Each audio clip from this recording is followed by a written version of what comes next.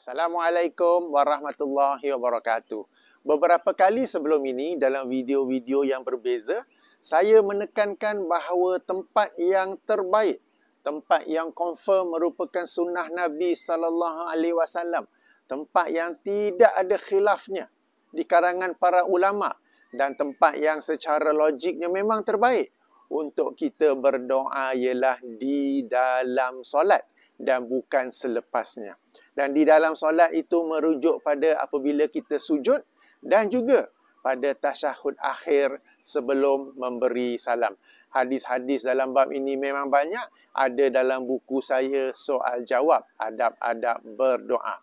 Dan bila dikatakan sujud, ianya adalah sujud pada setiap rakaat, bukan pada rakaat yang terakhir saja. Maknanya kalau kita semayang Zuhur 4 rakaat, rakaat pertama itu, sujud pertama, sujud kedua, boleh kita berdoa. Rakaat kedua, sujud pertama, sujud kedua, kita boleh berdoa ya selepas kita baca zikir yang disyariatkan. Rakaat ketiga, rakaat keempat sama juga. Sujud pertama, sujud kedua, kita boleh berdoa di sana. Demikian juga sebab apabila kita duduk membaca tasyahud akhir, sampai akhir, sebelum memberi salam, itu juga adalah tempat untuk kita berdoa. Cuma hendaklah diperhatikan apabila kita solat berjemaah, maka hendaklah mengikuti imam. Jangan menyelisihi imam dengan berdoa lebih lama di sana. Apabila kita solat sendirian seperti solat sunat qabliyah, solat sunat ba'diyah atau solat di rumah, maka pada ketika itu dipersilakan memperpanjangkan sujud, memperpanjangkan bacaan tasyahud akhir untuk kita berdoa ya. Ingat, bila semayang jemaah kena ikut imam. Kerana sabda Nabi SAW sesungguhnya dijadikan imam itu untuk diikuti. Maka kena ikut saja. Jangan menyelisihinya ya. Baik, apabila saya menekankan tempat berdoa ialah di dalam solat. Ni nak kena ulang banyak-banyak ni. Sebab kebiasaan kita, kebiasaan saya juga lama dulu ialah berdoa selepas solat. Ya, tetapi sunnah Nabi SAW ialah berdoa di dalam solat sehingga kan tidak diriwayatkan daripada baginda bahawa baginda ada berdoa selepas solat ya. Baik.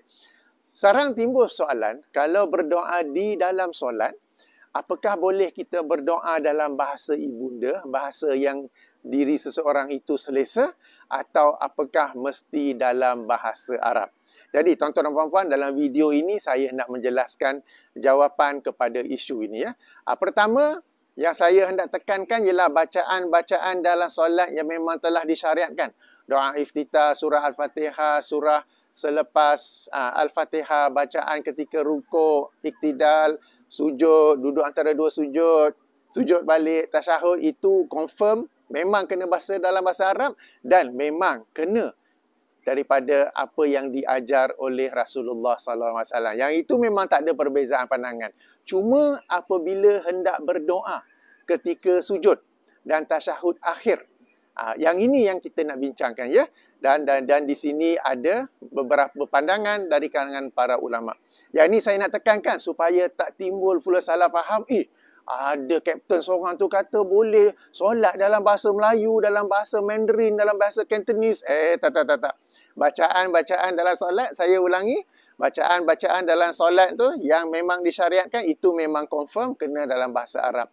Yang kita sekarang nak bincang ialah doa apabila sujud dan juga apabila tasyahud akhir sebelum memberi salam ya. Jadi ada 4 pandangan dari kalangan para ulama.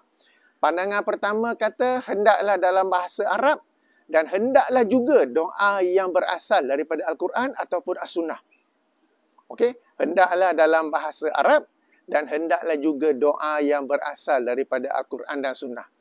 Ini pandangan pertama. Pandangan kedua, hendaklah dalam bahasa Arab tetapi boleh menyusun doa sendiri dengan lafaz sendiri. Tetapi hendaklah dalam bahasa Arab sebab kata mereka solat ini hendaklah dalam bahasa Arab sahaja. Okey, pandangan pertama, dalil mereka, hujah mereka ialah solat ini bacaan-bacaan dalamnya semuanya daripada Al-Quran dan As-Sunnah, maka jika hendak berdoa pun hendaklah berdoa daripada doa-doa daripada Al-Quran dan As-Sunnah. Ini pandangan pertama. Baik, ada sebuah hadis yang melarang kita membaca Al-Quran ketika sujud.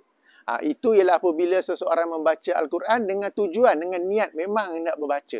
Jika dia berdoa dengan doa lafaz Al-Quran seperti Rabbana atina fid dunya hasanah wa fil akhirati hasanah wa qina azabannar, itu dibolehkan sebab dia bukannya hendak membaca Al-Quran tetapi dia membaca doa daripada Al-Quran. Jadi pandangan pertama dalilnya adalah bacaan-bacaan dalam solat semuanya hendaklah daripada Al-Quran dan Sunnah, termasuklah doa-doa yang hendak dibaca di dalam solat. Ini pandangan pertama. Pandangan kedua, solat ini hendaklah seluruhnya dalam bahasa Arab. Maka jika seseorang itu hendak berdoa, dia boleh menyusun lafaz doanya yang tersendiri, tetapi hendaklah juga dalam bahasa Arab. Ini pandangan kedua, ya. Pandangan ketiga, boleh berdoa dalam bahasa ibunda sendiri, boleh berdoa dalam apa-apa bahasa selain bahasa Arab, tetapi hendaklah berdoa dalam hati, bukan secara lisan. Maknanya mulut tak boleh gerak-gerak, dia dalam hati saja. Okey, ini pandangan ketiga. Sebab mereka kata, ya, memang ada hadis-hadis yang menganjurkan berdoa, tetapi solat ini hendaklah dalam bahasa Arab. Kalau nak juga doa selain bahasa Arab boleh, tetapi dalam hati. Ini pandangan ketiga. Pandangan keempat pula, okey, pandangan keempat, boleh berdoa dalam bahasa selain bahasa Arab dan boleh sebut, boleh melafazkannya, boleh menyebutkannya. Ini pandangan keempat. Pandangan keempat ini dalilnya ialah, ataupun hujah mereka ialah, apabila syariat Islam, apabila Rasulullah SAW menganjurkan kita berdoa, baginda tahu bukan semua di kalangan umatnya, khasnya yang non-Arab, yang mampu berbahasa Arab. Mereka mampu sebab mereka sudah hafal daripada kecil, doa-doa, zikir-zikir, bacaan-bacaan dalam solat, mereka mampu. Tetapi bila nak berdoa, sebab pada ketika yang lain, apa yang dihajati, apa yang ingin didoakan itu adalah berbeza.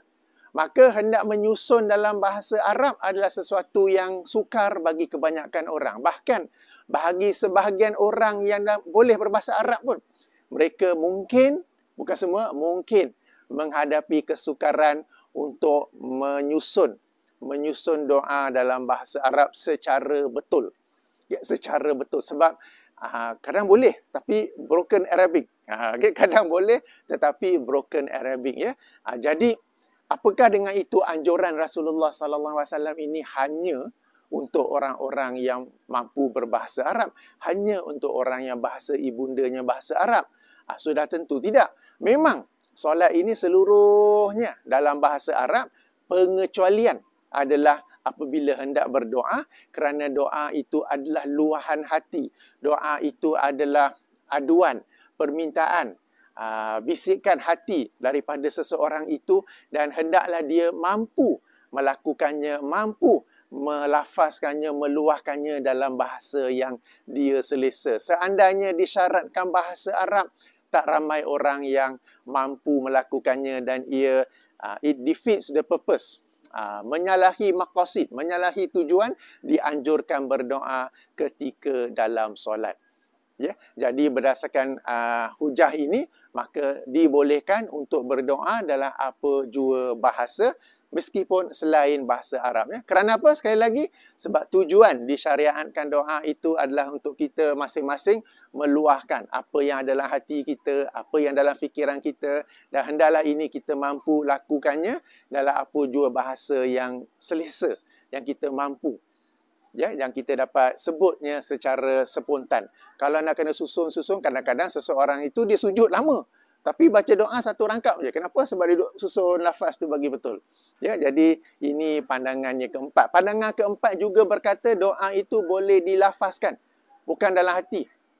Dalam hati tu niat, tapi boleh dilafazkan berdasarkan firman Allah Subhanahu Wa Taala dalam surah Al-Isra ayat 110, surah ke-17 ayat 110, rangkap yang kedua tu, a'udzubillahi minasyaitonirrajim, wala tajhar bi salatika, dan janganlah kamu menguatkan doa kamu. Solat ini dalam dari sudut bahasa bererti doa. Okey? Wala tajhar bi salatika wala tukhafiz biha, dan janganlah pula kamu menyembunyikannya dalam hati. Wa bataghi baina zalika sabila, sebaliknya carilah jalan yang di pertengahan antara kedua-dua itu. Tidak kuat, tidak dalam hati, berarti apa? Boleh disebut secara lisan. Jadi doa ni memang sepatutnya secara lisan yang boleh kita gerak mulutnya. Kalau dalam hati tu kita kata niat. Okey.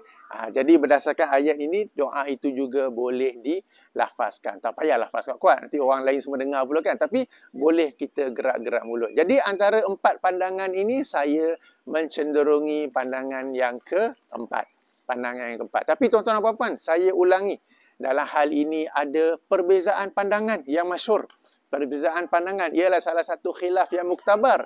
Jadi jika tuan-tuan dan puan-puan cenderung pada pandangan yang lain, dipersilakan. Jika tuan-tuan dan puan-puan bertanya kepada ustaz dan ustazah yang biasa menjadi rujukan, mungkin mereka bagi pandangan pertama, pandangan kedua, pandangan ketiga, dipersilakan. Kerana dalam hal ini memang ada perbezaan pandangan. Bagi saya memilih pandangan keempat dari sudut maqasid syariat, dari sudut objektif syariat, daripada sudut tujuan syariat ini ialah supaya kita dapat berdoa. Dan jika doa itu hendaklah dalam bahasa Arab saja, hanya segelintir orang sahaja yang dapat berdoa. Yang lain-lain itu terpaksalah berdoa di luar solat. Padahal ada pilihan untuk berdoa di dalam solat, dan ini adalah satu pengecualian di mana keseluruhan solat memang dalam bahasa Arab, tetapi hanya ketika berdoa dibolehkan berdoa dalam bahasa ibunda, bahasa yang selesa bagi masing-masing. English ke, French ke, Italian ke, German ke, Japanese ke, mana-mana bahasa ni, negara Afrika ke. Ya, sebab Allah SWT mendengar semua bahasa. Ya. Jadi saya memilih pandangan keempat ini. Juga boleh dilafazkan kerana berdasarkan ayat 110 surah Al-Isra. Ya, surah yang ke-17. Jadi moga-moga membantu dalam persoalan ini. Dan kita meraihkan perbezaan pandangan di sini ya. Memang ada pandangan yang lain. Sekali lagi, kalau nak memilih pandangan lain, dipersilakan. Dipersilakan ya. Moga-moga membantu dalam menjawab persoalan ini. Subhanakallahumma wa bihamdika. Asyhadu an la ilaha illa anta. Astaghfiruka wa atubu ilaika. Assalamualaikum warahmatullahi wabarakatuh.